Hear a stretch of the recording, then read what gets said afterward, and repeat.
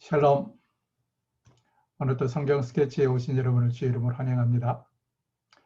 오늘 계속해서 사사기를 우리는 함께 공부하겠습니다. 사사기는 크게 1, 2장 미정복지를 다루었고 3장부터 16장은 7번의 범죄, 그리고 사사기 17장부터 21장까지는 두 가지 에피소드가 부록처럼 붙어 있는데요. 그 두 가지 에피소드는 바로 하나는 레위인의 첩 사건이고 또 하나는 미가의 신상 사건입니다. 이것들이 사사시대에 언제 이루어졌는지는 알 수가 없어요. 그런데 의도적으로 사사기 사사들의 행적을 다 기록한 뒤에 맨 마지막에 이 사건을 붙여놓은 것입니다. 언제 이 일이 이루어졌는지는 정확하게 알 수는 없다 하는 이야기며, 이 두 가지 사건은 공통점이 있는가 하면 오늘 이 17장부터 21장까지를 보게 되는데요. 이 두 가지 사건, 미가의 신상 사건과 레위인의 첩 사건은 두 가지 공통점이 있습니다. 첫 번째로는 이것이 가정에서 이루어진 일이다 하는 공통점이 있어요. 가정에서 이루어진 일이다. 두 번째는 우상과 관계된 일이다 하는 공통점이 있습니다. 가정에서 이루어졌다. 여러분, 가정이 얼마나 소중한지 아시죠? 가화만사성이라고 그러죠. 가정이 평화롭고 가정이 안정되면 모든 것들이 행복하고 질서가 잡히고 이루어집니다. 그러나 가정에서부터 문제가 발생되면 곧 직장에도 또 공동체에도 전 사회에도 어마어마한 파장을 미치게 되죠. 또 하나는 우상 숭배와 관련되어서 이루어진 일이다라는 말씀을 드렸죠. 우상은 사람의 눈으로 볼 때는 잠시 잠깐 인간 사이에 유익을 주는 것처럼 보일지 모르지만 결국은 파멸에 이릅니다. 왜냐하면 우리 하나님께서 가장 싫어하는 것이 우상이기 때문에 우상과 관련되고 우상을 섬기고 우상 때문에 하나님을 멀리하는 백성들을 하나님께서 결코 용납하지 않기 때문입니다. 그런가 하면 두 사건은 또 차이점도 있는데요. 어떤 차이가 있느냐? 미가의 이야기는 영적 타락을 다룬 이야기다. 미가의 신상 사건은 영적 타락에 초점이 더 있다면 레위인의 첩 사건은 영적 타락도 물론 함께 가지만 그거보다도 더 도덕적인 타락에 초점을 두고 있습니다. 결국 사사기 이 말미에 17장부터 21장까지에서 하고 싶은 이야기는 뭘까요? 사사시대에 나라가 얼마나 혼탁했는가를 말하고 싶은 겁니다. 그래서 그 두 가지 대표적인 사건으로 사사시대가 혼탁했다는 것을 두 가지 사건을 통해서 보여주는 거예요. 하나는 영적으로 타락한 사건으로 미가의 신상 사건을, 두 번째로는 도덕적으로 타락한 사건으로 한 가정이 붕괴되고 그 가정이 붕괴됨으로 전 사회가 붕괴되는 이 레위인의 첩 사건을 보여주고 있다. 이렇게 볼 수가 있습니다. 자, 오늘 이 본문은 사실 18장부터 쭉 성경을 읽어 나갈 건데요. 읽어 나가기 전에 간단하게 그림을 통해서 우리가 알아야 될 것은 그 당시 사회가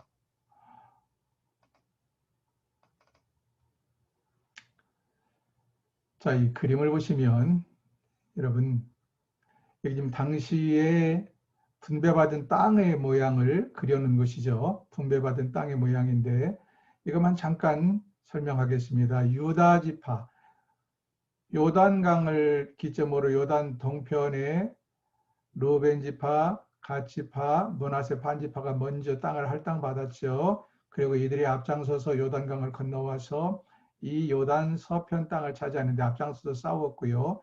요단 서편에 와서 제일 먼저 땅을 분배받은 지파가 대표적으로 유다 지파, 보이시나요?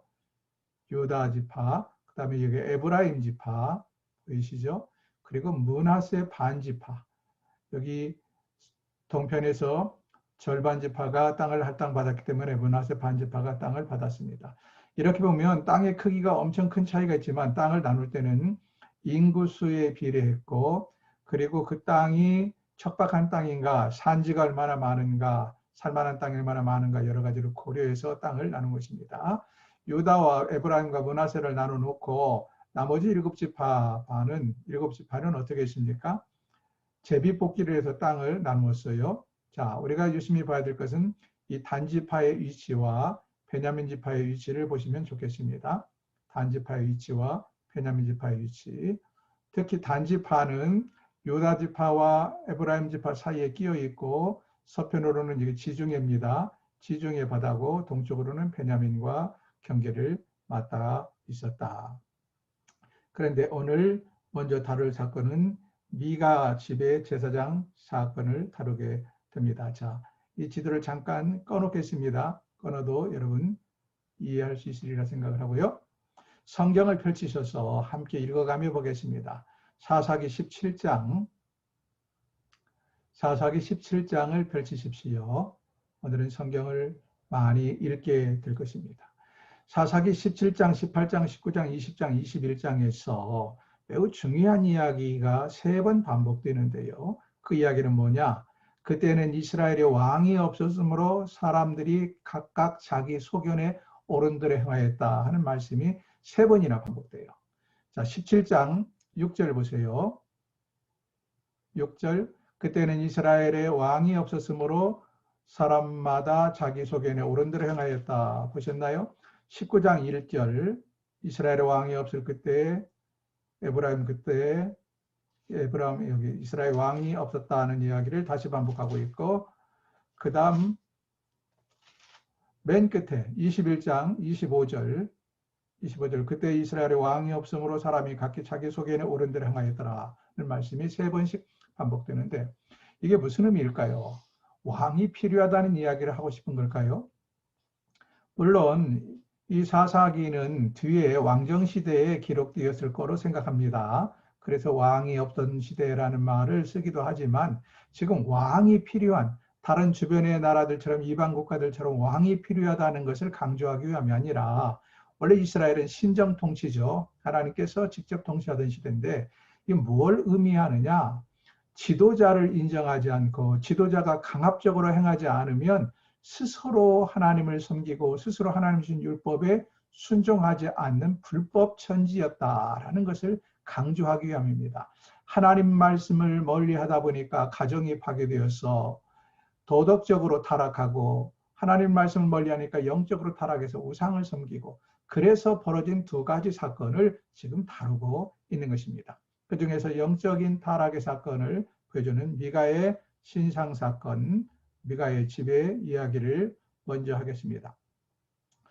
자, 17장 1절 보면 에브라임 산지에 에브라임 지파 땅에 미가라는 사람이 살고 있었는데 그의 어머니가 매우 부자였어요. 얼마나 부자였는지 세상에 현금으로 지금으로 따지면 약 10억이 넘는 재산을 잃었다, 잊어버렸다, 도둑맞았다라고 기록되어 있어요. 은화 1100개면 지금으로 따지면 10억이 넘는 큰 돈입니다. 대단한 부자죠. 그 돈을 잃어버리고 어머니가 얼마나 속이 상했겠어요? 날마다 도둑놈을 저주하는 거예요. 이 저주의 소리를 듣고 도둑질을 해간 그 아들 미가가 마음의 양심에 걸렸습니다. 저주를 받을까 봐서. 그래서 어머니에게 어머니 도둑질에 갔다는 이야기는 하지 않고 어머니 여기에 어머니 돈이 있네요 하고 어머니에게 돌려드립니다. 이때 미가는 몇 살이나 되었을까요? 어린애가 아닙니다. 미가가 나중에 제사장을 세우는데 자기 아들 중에 제사장을 세웠다는 걸 통해서 미가 역시 성인이 된 아들을 두고 있었습니다. 그러니까 여기 나오는 어머니는 연세가 꽤 지긋한 어머니였고 부자였다. 아무튼 미가는 그의 어머니가 저주하는 것이 너무 무서워서 그 어머니에게 돈을 갖다 다시 슬그머니 드렸습니다. 그러자 문제는 어머니가 어떻게 합니까? 어머니가 잃었던 것을 찾은 기쁨 때문에 이 1100개 중에서 200개를 덜어서 하나님을 섬기는 우상을, 하나님을 섬긴다는 빌미로 우상을 만들어요. 참 희한한 사람들이죠. 하나님은 분명히 십계명에서 나를 내 형상을 만들지 말라고 그렇게 누누이 강조했는데도 이스라엘 백성들이 다른 우상을 섬긴 게 아니라 하나님을 보이는 우상으로 만들었다는 거예요. 그런데 자그마치 얼마나 들였냐? 약 2천만 원이 넘는 돈을 들여서 신상을 만들었다 하는 것입니다. 3절을 보실까요? 3절 보시면 미가가 은 1,100을 그의 어머니에게 도로 주매 그의 어머니가 이르되 내가 내 아들을 위하여 한 신상을 새기며 한 신상을 부어 만들기 위해 내 손에서 이 은을 여호와께 거룩히 드리노라. 그러므로 내가 이제 이 은을 내게 도로 주리라. 미가가 그 은을 그의 어머니에게서 도로 주었으므로 어머니가 은 200을 가져다가 은장색에게 주어 새긴 신상을 만들었다. 당시 종교가 얼마나 부패하고 타락했는가. 하나님이 다른 신을 섬긴 건 아닙니다. 근데 하나님을 보이는 신, 예를 들어서 모세가 시내산에서 하나님을 만나고 있을 때 이스라엘 백성들이 모세는 죽었나 보다 우리를 인도할 신을 만들어다오 해서 아론이 금으로 황소를 만들었던 것과 똑같은 것입니다. 그래서 하나님께서 진노하셨죠. 근데 미가는 여기서 한술 더 뜹니다. 미가는 자기 어머니가 신상을 만들자, 은으로 신상을 만들어 오자 그럴듯하게 종교적인 폼을 갖추어요. 그래서 어떻게 합니까? 이를 위해서 종교적인 흉내를 위해서 에봇을 만들고요. 에봇은 제사장이 겉에 있는 마지막 옷이죠. 제사장의 상징입니다. 에봇을 만들고 심지어는 자기 아들 중에 하나를 제사장을 세워요. 제사장을 세우고 그리고 또 여기다가 더 붙여서 드라빔까지 만들었다. 그렇게 말합니다. 5절 보세요. 그 사람 미가에게 신당이 있으므로 그가 에봇과 드라빔을 만들고 한 아들을 세워 그의 제사장으로 삼았다. 이렇게 말을 합니다. 그리고 훗날은 좀 더 그럴듯하게 하기 위해서 어떻게 합니까? 이왕이면 제사장은 레위인이면 좋지. 왜냐하면 레위 지파에서 제사장이 나왔잖아요. 그래서 뜨내기 떠돌뱅이 레위인 청년 하나를 붙잡아서 자기 집에 월급을 주고 연봉을 주고 자기 집에 제사장으로 세우는 그럴듯한 일을 합니다. 여기 나오는 레위인은 어떤 사람이냐? 레위인은 사실 우리가 아는 것처럼 전국에 분산되어서 종교적인 일, 하나님과 관련된 일을 하던 사람들이죠. 근데 여기 나오는 레위인은 유다 베들레헴에 배속된 레위인입니다. 그런데 이 유다 베들레헴에 살아야 될 레위인이 베들레헴을 떠나서 지금 에브라임 지파 땅에 와서 머물고 있는 거예요. 왜 그랬을까? 그만큼 이스라엘 전역이 레위인들이 자기 역할을 감당하지 못하고 또 레위인들도 할 일도 없었을 뿐만 아니라 레위인들조차 소명의식이 철저하지 못했다. 배가 고프니까 일거리가 없고 주는 것 없으니까 떠돌뱅이가 되어서 에브라임 지파 땅까지 굴러 들어왔는데 그곳에서 미가가 너 우리 집에 오면 1년에 10개씩 줄게 일해라 제사장으로 일해라 하니까 얼씨구 좋다 하고 그 타락한 신상을 만들어 놓은 이 미가의 집에서 에봇을 입고 제사장 노릇을 했다 하는 것입니다. 그만큼 당시 사회가 타락했다 하는 것을 우리는 보게 됩니다. 여러분, 종교의 흉내만 낸다고 종교가 아닙니다. 기독교도 마찬가지입니다. 정말 바르게 예수를 믿어야지. 지금 보세요. 미가의 어머니나 이렇게 신상을 만들고 제사장을 채용하고 에봇을 만들고 한 것들이 다 무엇 때문이죠? 복받기 위해서거든요. 복받기 위해서. 자기가 복받겠다고 그럼 복받는 건 좋아요. 그러면 하나님이 시킨 대로 말씀대로 순종하고 복을 받아야 되는데 자기 방법대로 행하면서 자기 방법대로 해서 복을 받겠다고 종교적인 열심을 내는 이 모습을 보면서 오늘날 우리 그리스도인들의 신앙생활은 어떤가? 하나님께서 원하는 하나님 중심의 신앙생활인가? 아니면 내가 편한 대로 복을 받기를 원하지만 내가 편한 대로 하는 내 방법대로 내 방식대로 하는 신앙생활인가를 깊이 보아야 합니다.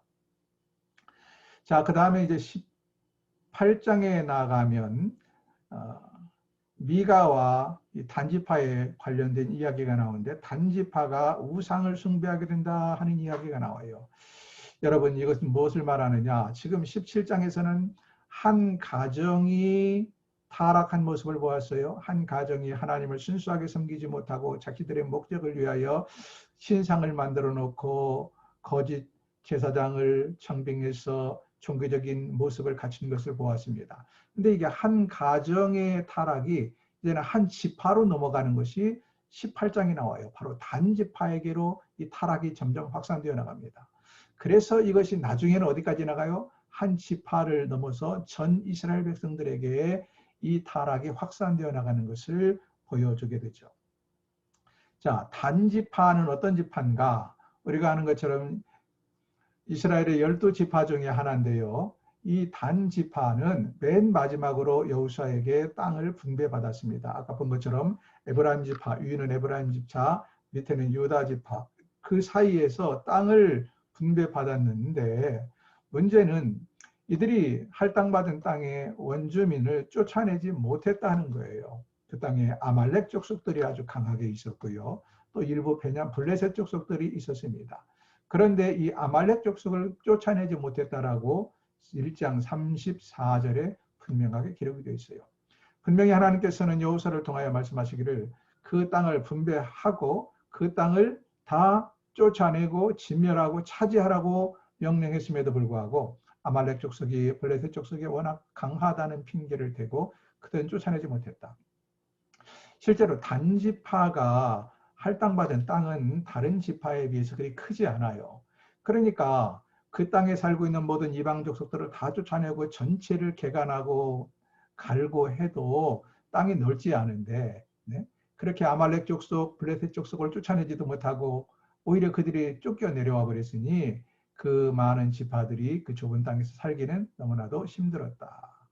그래서 어떻게 하는가? 그들이 새로운 땅을 얻기 위해서 하나님이 주신 땅을 놓고 새로운 땅을 얻기 위해서 북쪽 지방 어디 갈 데 없나 이렇게 보다가 여호수아가 분배하지 않은 갓지파 위에 저기 북쪽 지방 땅을 알게 됩니다. 그 북쪽 지방은 라이스라는 성읍이었어요. 라이스. 그러니까 단지파가 그 땅을 정탐하러 갈 때까지 원래 이름은 라이스였다. 그 땅을 가서 정탐을 하고 돌아오게 된다 하는 이야기가 이제 18장에 나오는데요. 이 라이스는 어디 무엇이냐? 창세기에 보면 여러분 누가 나옵니까? 니무롯이 나오죠. 함의 후손으로 니무롯은 처음 연걸이라. 니무롯이 누구예요?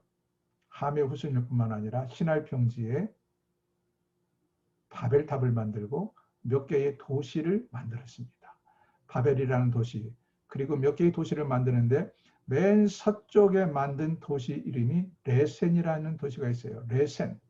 이 레센이라는 도시가 뭐냐? 바로 라기스입니다. 나중에 라이스. 나중에 이 레센이라는 도시 이름이 라이스로 이름이 바뀌었어요. 제가 지금 무슨 말을 하는지 알죠? 단지파가 가서 정탐하고 온 땅이 뭐였다고요? 함의 후손 니무롯, 타락한 니무롯이 교만해서 바벨탑을 짓고 인간 중심으로 자기들의 타락한 문명을 만들었던 큰 도시 중에 하나였다 하는 것입니다. 그런데 그 땅을 가보니까 뭐 별로 사람도 없고 도시는 잘 발달돼 있고 살만해요. 그래서 그 땅을 가서 정탐하고 와서 그 땅으로 정복을 떠나게 된다. 그리고 정복하고 이 단지파가 일부가 그쪽으로 이주해서 살게 됩니다. 그러나 여러분 다시 한번 말씀드리지만 이 레센, 라이스, 나중에는 이 단지파가 그 땅을 정복하고는 이 라이스 이름을 단이라는 이름으로 바꿔버려요. 근데 이 땅은 무엇이라고요? 아브라함 이전부터 있었던 타락한 도시였다. 하나님을 대적한 니무롯의 후손들이 살던 도시였고 거기는 하나님 없는 문명이 일찍부터 꼽혔던 도시였다는 것을 기억하십시오. 자, 이렇게 단지파가 결국은 자기들이 차지해야 될 원래 할당받은 땅을 정복하지 못하고 그리고 새로운 땅 라이스를 향하여 일부가 옮겨가므로 결국 단지파는 어떻게 돼요? 두 동강 나게 되는 것입니다. 분양받은 땅, 할당받은 땅에 사는 사람, 그리고 또 일부는 저기 북쪽 새로운 신개척지에 자기들이 개척한 개척지로 이주한 사람들. 그러다 보니까 단지파는 힘이 약해져요. 와해돼 버립니다. 그래서 결국 이들은 후지부지 되어서 역대기에 보면 각 지파별로 인구를 계수해서 쭉 족보를 만들어 놓거든요. 근데 역대기에 보면 단지파가 누락이 돼 버려요. 이미 역대기를 기록할 때 단지파는 흐지부지 돼 버렸다는 것이죠. 뿐만 아니라 요한계시록에도 12지파를 언급할 때 단지파는 언급에서 빠지고 맙니다. 역사적으로 볼 때도 이 단지파가 새로 만든 그 단이라는 도시는 뭐예요? 우상의 도시요, 하나님께 불순종의 도시입니다. 아까 말씀드린 것처럼 처음 태생 자체가 니므롯의 후손들이 만든 타락한 도시였다는 것. 그 다음 이 단지파가 거기 가서 살 때도 역시 하나님과 멀리, 하나님을 멀리하는 그들의 문화를 만들었던 도시였다는 것 뿐만 아닙니다. 나중에 북왕국 이스라엘의 초대왕 여로보암이 금송아지 둘을 만들죠. 금송아지 둘을 만들어서 하나는 베델에, 하나는 저 북쪽 끝지방 단에 두었다라고 말을 해요. 그래서 결국 단은 하나님 대신 금송아지를 섬기는 성전이 있던 곳이 되어버리는 것이죠. 단은 이렇게 해서 우상을 섬기는 대명사의 도시가 되어버리고 그 지파는 후지부지 되어버렸다 하는 이야기입니다. 단지파 이야기를 좀 드렸고요. 18장을 넘어가면 이런 이야기가 기록됩니다. 이 단지파가 아까 말씀드린 것처럼 하나님 주신 원래 분양받은, 할당받은 땅을 정복하지 못하고 새로운 땅을 찾아서 그들이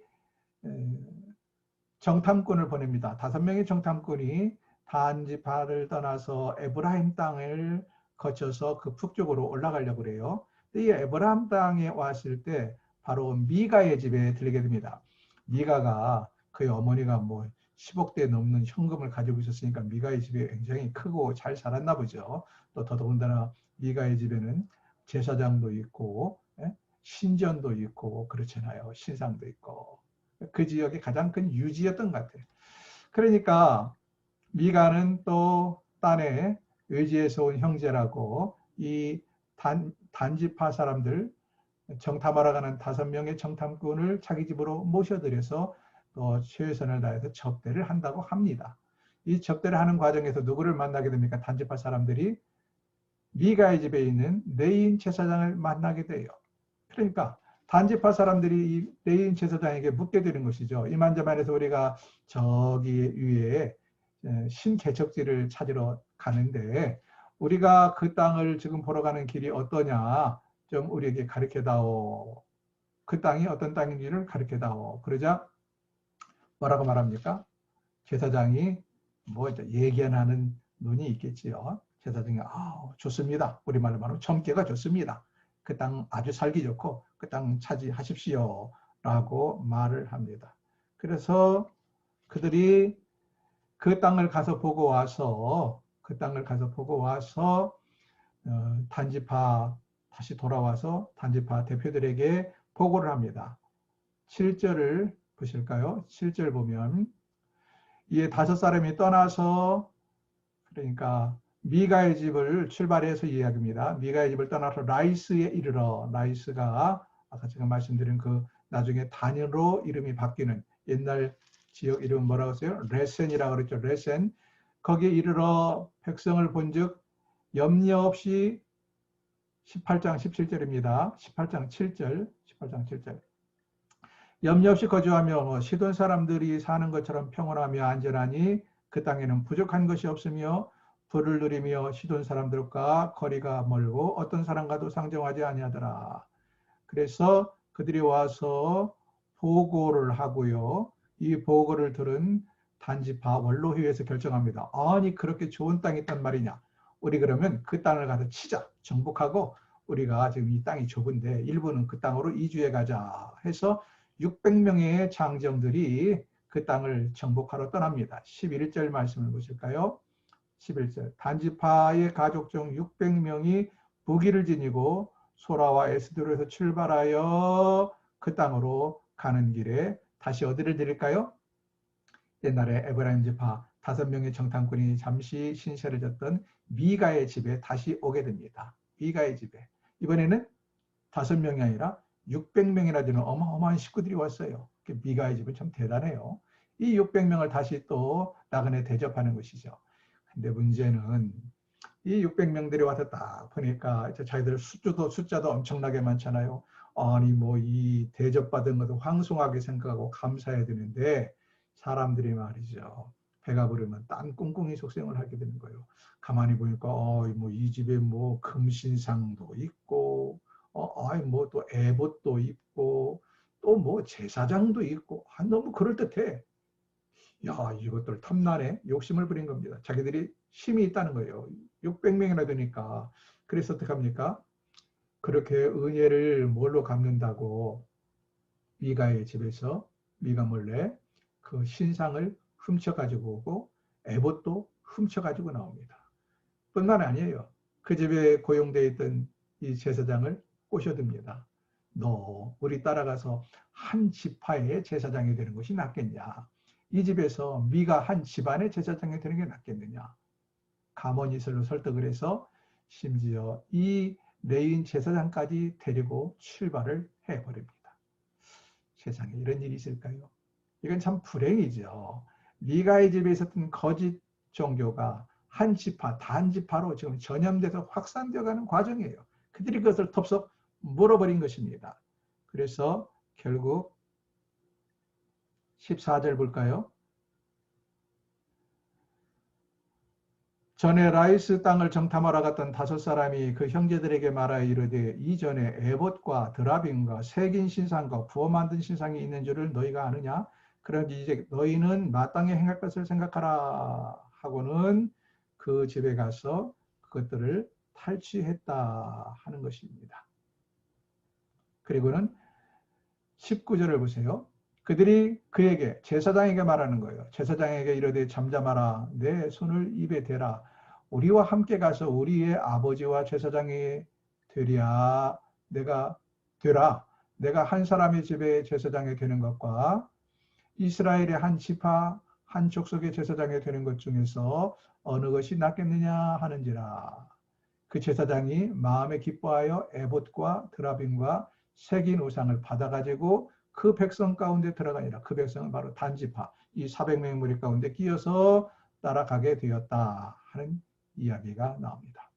나중에 미가가 이 사실을 알았지만 불강력적이라 감히 뭐 물론 미가의 집에도 식솔들 하인들이 있었겠지만 이 400명을 맞짱 떠서 싸울 수가 없기 때문에 단지파가 위협을 합니다. 25절 보면 단지파가 25절 단자손이 그에게 이르되 내 목소리를 우리에게 들리게 하지 말라. 노한 자들이 너희를 쳐서 내 생명과 내 가족의 생명을 잃게 할까 하노라 하고 그래서 결국 미가가 찍소리도 못하고 신상도 뺏기고 그리고 드라빔도 뺏기고 그리고 제사장까지 뺏기고 다 뺏기고는 그냥 돌아왔다.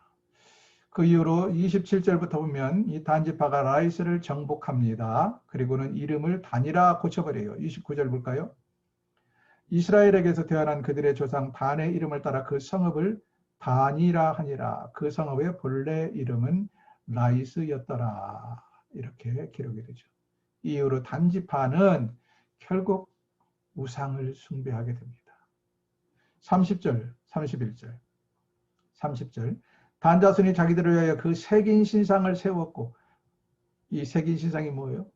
바로 미가의 집에서 훔쳐간 신상입니다. 색인 신상을 세웠고 그리고는 모세의 손자요 게르솜의 아들인 요나단과 그의 자손은 단지파의 제사장이 되어서 그 땅 백성이 사로잡히는 날까지 이르렀다. 이게 무슨 얘기냐면 이제는 제사장 중에 레인 제사장보다 더 그럴듯한 사람을 하나 세웠어요. 그게 누구냐? 모세의 후손이란 말이에요. 모세의 후손. 원래 제사장은 누구의 후손이죠? 아론의 후손이죠. 모세의 후손이 아니에요. 그러나 그냥 일반 레인보다는 모세의 후손이 좀 더 낫겠지요.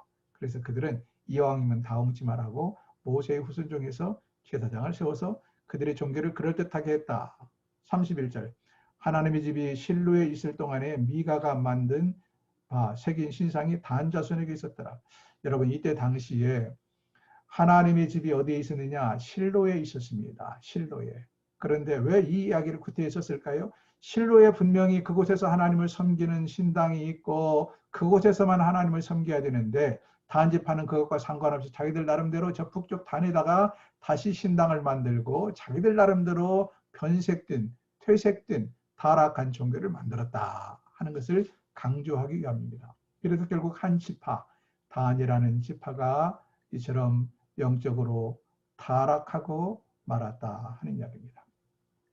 어떤 사람들은 이렇게 위쪽 지방까지 올라간 단지파가 나중에 흩어져서 동쪽으로 오고 해서 우리 단군의 선조가 되었다. 그래서 우리는 단군 후손들은 단지파의 후손이라고 주장하는 사람들이 있는데 그건 저는 전혀 모르겠습니다. 자, 여기까지 해서 이제 단지파와 그리고 미가 한 사람의 집에서 시작된 그 영적인 타락이 단지파, 한 지파로까지 확산되는 모습을 보았습니다. 이제 19장부터 보면 타락한 사사시대의 또 다른 면을 보여주는데 도덕적인 타락입니다. 물론 영적인 타락이 있었기 때문에 도덕적인 타락이 따르지만 도덕적으로 얼마나 심각하게 타락했는가 한 가지 에피소드를 통하여 당시 사회를 우리에게 보여줍니다. 그래서 19장 1절에서도 똑같이 이렇게 시작하죠. 이스라엘에 왕이 없을 그때, 다시 말씀드리지만 왕이 없다. 왕이 필요하다는 것을 강조하는 것보다도 이들이 각자 자기 소견에 오른 대로 하나님을 인정하지 않고 권위를 인정하지 아니하고 자기들 마음대로 살던 그때라는 이야기입니다. 그때 에브라임 산지 구석에 거류하는 어떤 레위 사람이 유다 베들레헴에서 첩을 맞이했다. 자, 여러분. 아까 말씀드린 것처럼 레위인들은 각각 다 흩어져서 종교적인 역할을 감당했어요. 그러니까 에브라임 지파 가운데서도 레위인들이 흩어져서 종교적인 일을 감당하고 있었습니다. 근데 에브라임 지파 땅에 와서 거주하던 이 레위인이 세상에 뭘 했어요? 축첩을 했다. 아내 외에도 첩을 두었다. 이게 뭘 말하는 걸까요? 아니, 종교인이 목사가 첩을 두었다. 이거 똑같은 거예요. 그만큼 당시 사회가 타락했다 하는 것을 우리에게 보여줍니다. 그 첩은 어디 사람이에요? 유다 베들레헴 사람이에요. 근데 이 첩이 그 남편의 그 여자라고 첩이 바람이 나버렸어요. 바람을 피고 친정으로 도망가 버렸습니다. 도망을 가자 이 레위인이 또 어떻게 하느냐? 친정 베들레헴까지, 처가에까지 그 첩을 찾으러 가요. 첩을 찾으러 내려갑니다. 3절 보세요. 내려가서 그의 남편이 그 여자에게 다정하게 말했다. 그러니 그 장인어른이 볼 때 얼마나 감사해요.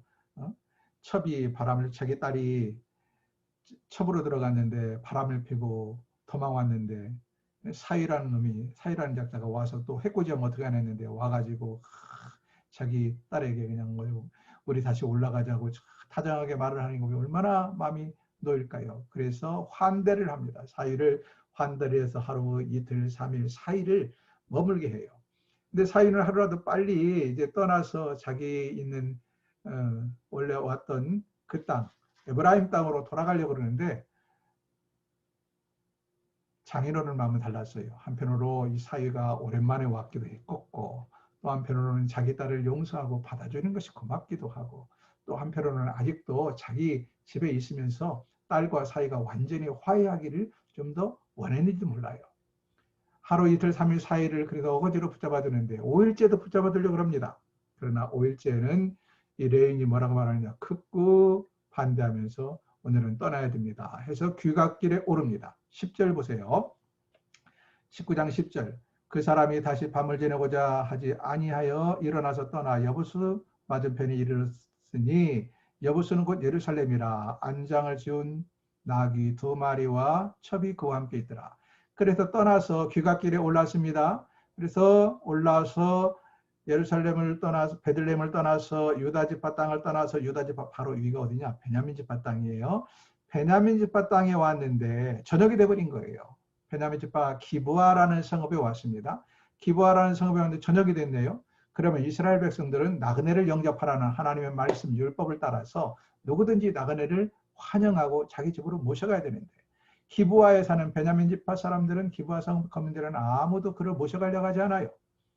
더 밤이 늦었을 때 한 노인이 와서 마침내 그냥 이렇게 우두커니 있는 이 레인과 레인의 아내를 자기 집으로 데리고 가지요. 그래서 하루를 정중하게 대접을 합니다. 근데 문제가 밤에 발생합니다. 불량배들이 만행이 시작된 겁니다. 불량배들이 찾아 들어와서 22절 보세요. 19장 22절. 그들이 마음을 즐겁게 할 때 이제 밥을 먹고 좀 쉬고 있을 때에 그 성읍의 불량배들이 그 집을 에워싸고 문을 두들기며 집주인 노인에게 말합니다. 뭐라고? 너희 집에 들어온 사람을 끌어내라. 우리가 그와 관계하리라. 끌어내라. 우리가 그와 관계하리라. 관계, 상관하리라. 어디서 들어본 이름 같죠? 비슷한 분위기를 보았죠? 소돔과 고모라에 있었죠. 소돔성에 천사들이 찾아왔을 때 롯의 집에서 이들이 머무르고 있을 때 그 동네에 소돔성에 불량배들이 찾아와서 천사들과 동성연애겠다고 내놓으라고 고래고래 소리 지르던 것을 기억하시죠? 그 똑같은 모습이 지금 벌어지고 있습니다. 그러자 이 노인이 당황해가면서 그러면 안 된다, 그러면 안 된다. 아무리 만류해도 불량배들이 듣질 안 하는 거예요. 그래도 노인이 뭐라고 말합니까? 나에게 처녀 딸이 있는데 그 처녀 딸과 이 레위인의 첩역이 있다. 내 처녀 딸과 첩을 내줄 테니까 그들은 너희들이 마음껏 하더라도 저 레위인을 너희들이 동성연애 한다는 게 말이 되느냐? 그래도 이 사람들이 전혀 말을 듣지 않습니다. 그러자 이 레위인이 자기 살겠다고 어떻게 합니까? 문을 삐끗하게 열고 자기 첩을 밖으로 내밀어버려요. 그리고 문을 꽁꽁 닫아버립니다. 이 불량배들이 어떻게 할 수 없어서 결국은 밤새 그 레위인이 되진 첩을 집단 윤관을 합니다. 집단 윤관을. 이 첩이 얼마나 그 밤새 집단 윤관에 시달리고 고통을 당했는지 새벽녘에 보니까 그 집 문턱에 쓰러져 죽어 있는 거예요. 죽어 있었다. 참으로 슬픈 일이죠.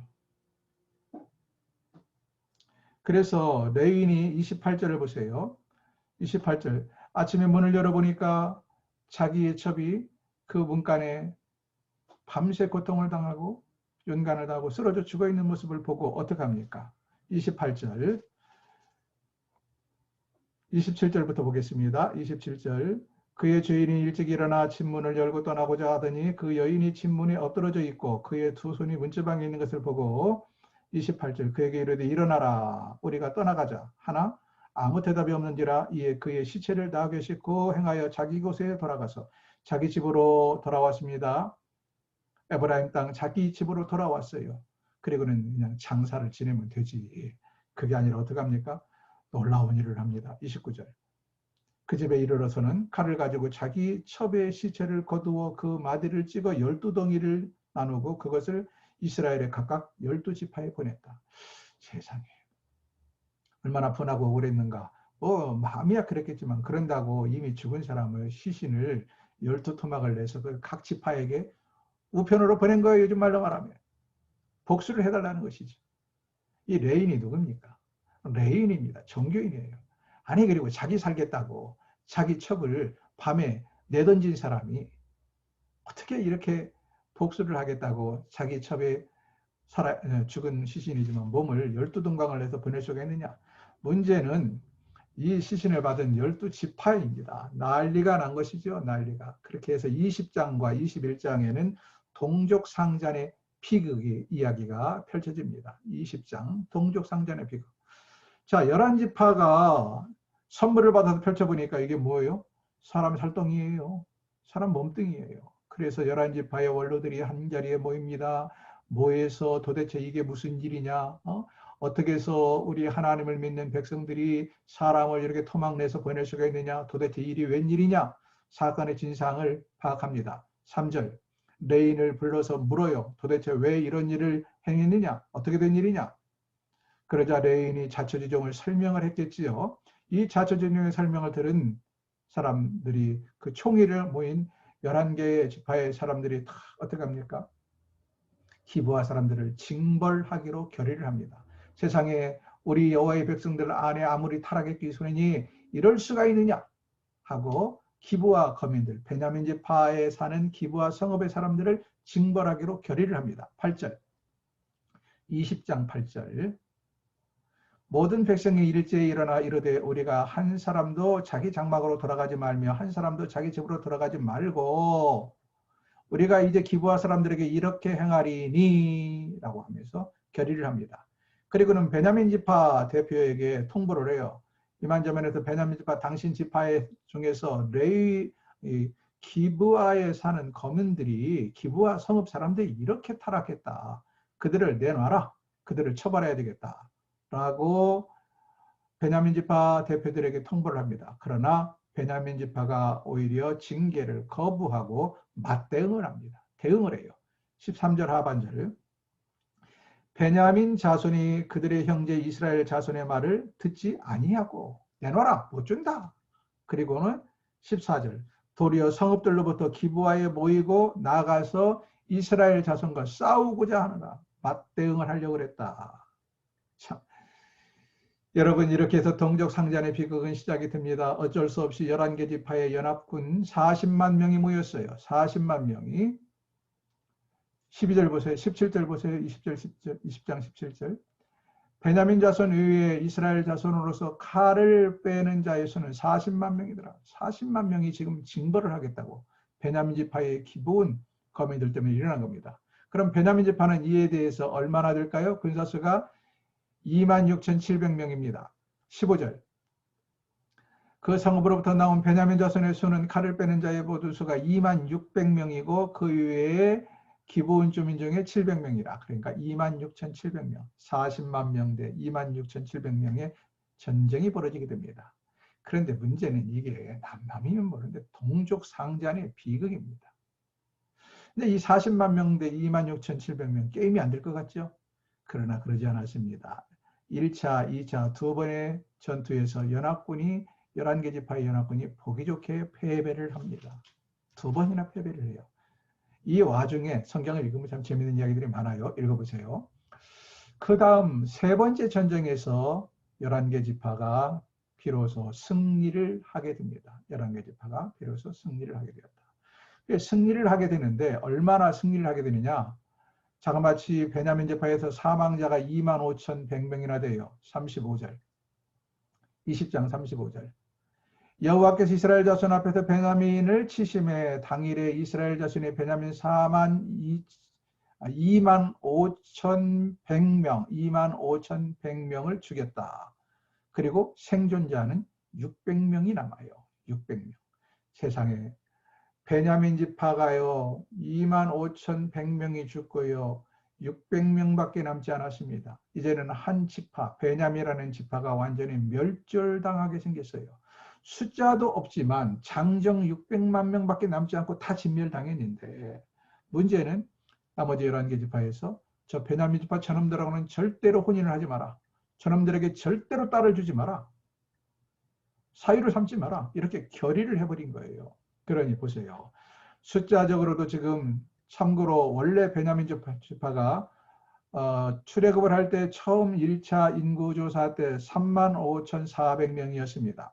그리고 두 번째로 가나안 땅에 들어오기 전에 요단강 건너편에서 다시 2차 인구 개수를 했을 때는 45,600명이나 되었습니다. 45,600명.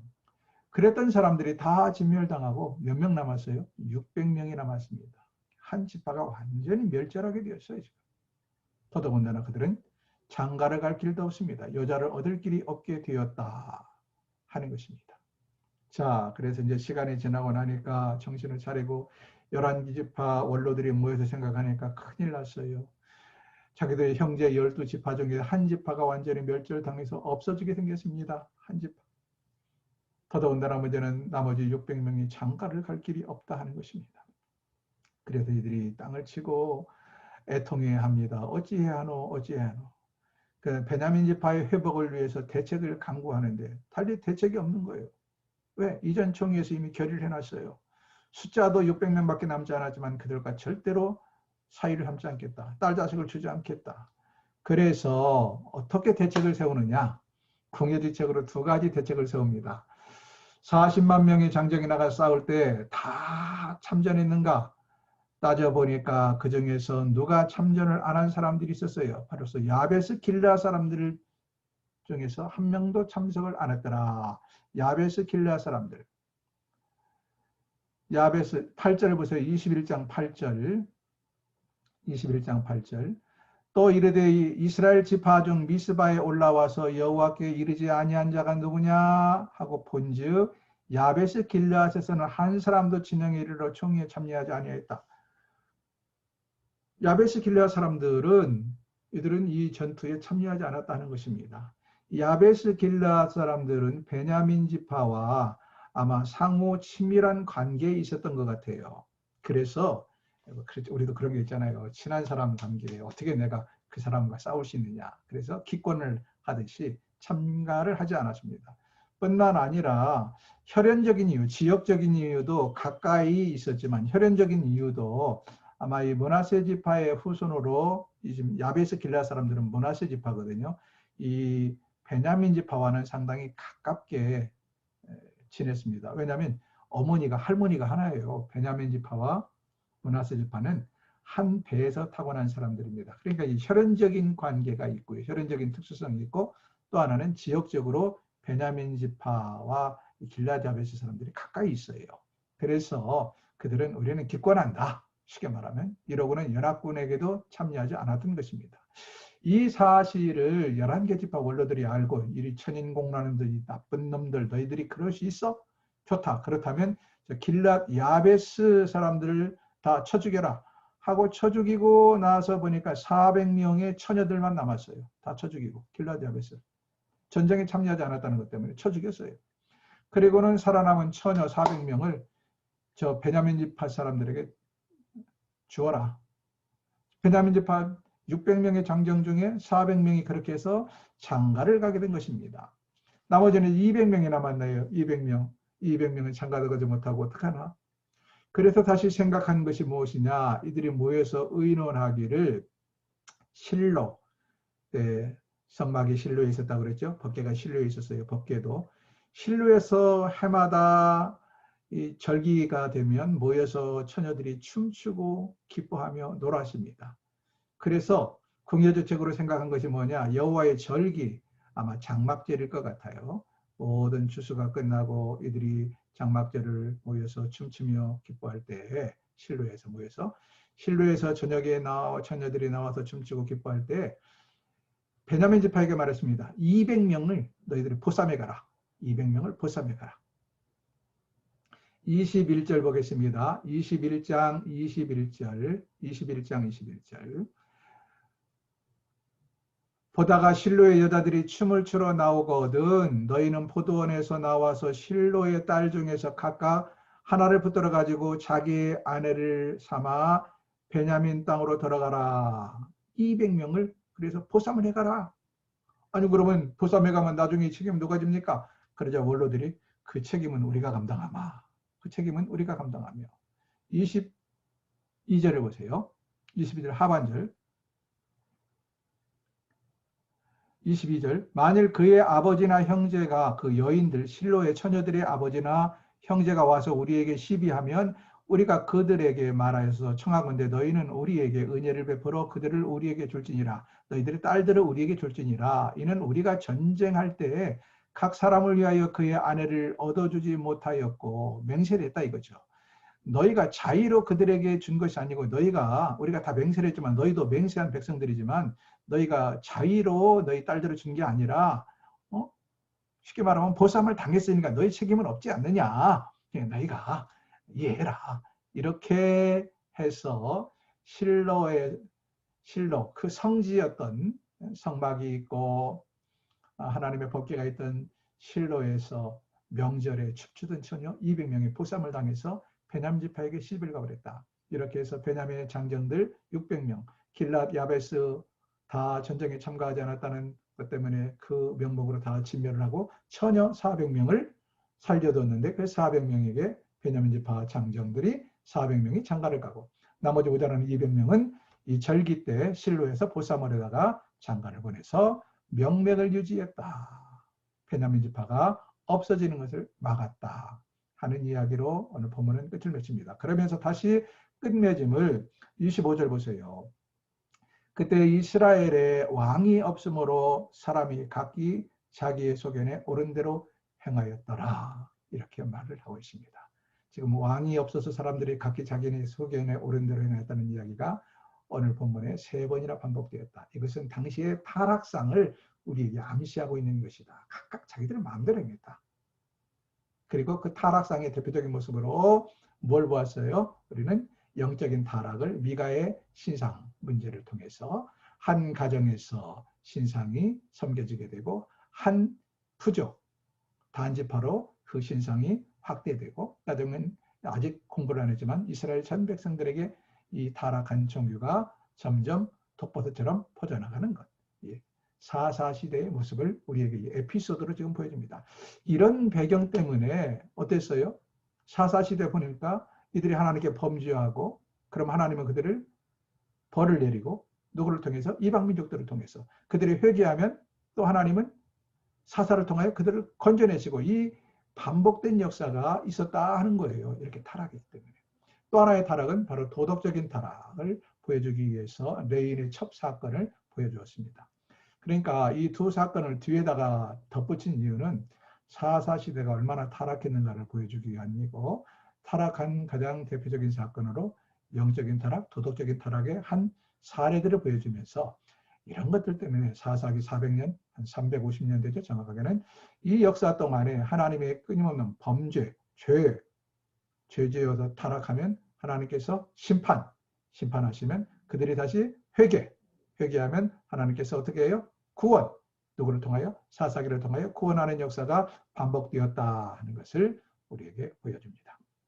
사사기를 마치면서 결론을 짓겠습니다. 여러분, 타락한 인간의 본심이 얼마나 사악한지 이걸 어떻게 설명해야 될까요? 아담과 하와의 후손은 예수 그리스도를 통해서 우리가 의롭다 칭함을 받았을 뿐이지 예수 그리스도를 믿고 의롭다 칭함을 받은 사람의 본심 안에도 타락은 우리의 본성을 사로잡고 있고 조금만 방심하면 언제든지 우리의 머리를 뚫고 솟아나올 수 있다는 사실을 기억하십시오. 교만을 말할 때 선조를 생각하는 자는 넘어질까 조심하라 말씀하시죠.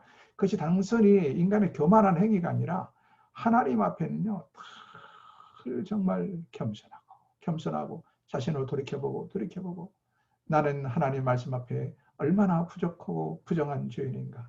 하나님의 은혜, 예수 그리스도의 십자가의 벌이 아니면 내가 살 수 없는 죄인인 것은 때마다 시마다 묵상해야 됩니다. 그 은혜 아니면 저와 여러분은 언제든지 뻣뻣하게 고개를 들고 하나님을 대적할 사람들이라는 사실을 잊지 마십시다. 생각하면 생각할수록 가슴이 아픈 이야기를 오늘 보았지만 이것이 현실이었습니다. 오늘은 여기까지 하면서 우리 다시 다음 시간에 만나도록 하겠습니다.